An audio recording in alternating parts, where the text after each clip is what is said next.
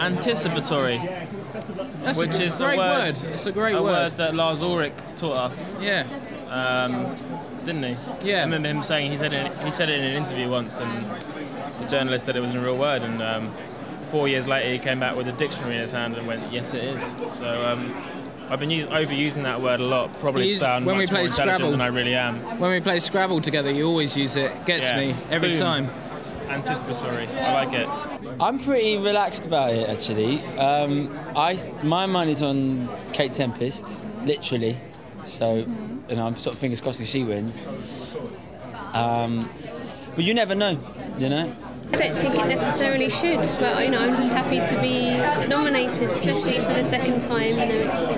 It's very I just feel very honoured to have that opportunity to be here the second time round. Thinking about that, I feel really excited to be part of this list. I think all of the albums are really strong albums. I feel like, rather than feeling like I'm kind of against these albums, I feel like we're all part of something together. And I'm trying not to think about the outcome, really. I'm just trying to enjoy the moment, Definitely feels like the most kind of left field selection in a few years. I mean, a lot of people have been asking us, is it too left field? And I feel like people for a number of years have been saying it's too mainstream, so I don't really know if you can win in that regard. I think it's the kind of thing where people are always going to find complaint with it. So I think you just need to roll with it. It'd be nice to win, but I mean, whether we do or not, it's like we've been saying to a few of the other guys, it's just done a lot for our kind of profile. We're getting a lot more people listening to the music, and a lot of people who might otherwise have ignored it just because of like stupid labels that get added to it. So it's nice that we're getting a lot more people listening, and hopefully it'll carry on giving that a bit of a boost, I think. So that's the best, really.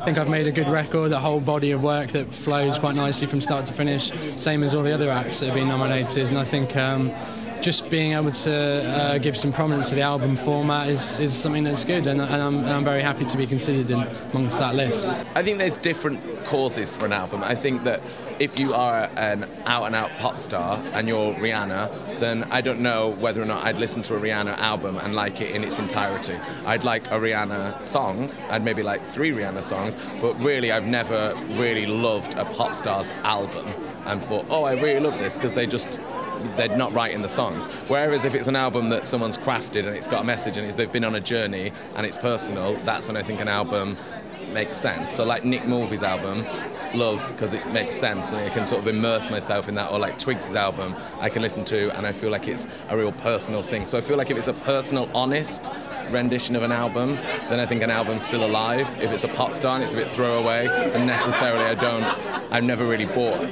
for years a pop star album. I'm not playing Mr. Tempo because, there's... How many other songs are there on the record? 14. 13 other songs that are nothing like that one. And I think it's probably better to represent the other 13 more than that one. And it's quite an appreciative room, this, but they don't necessarily rock. It's not a rave in there by any means. No, I'm not trying to get everyone up from their seats.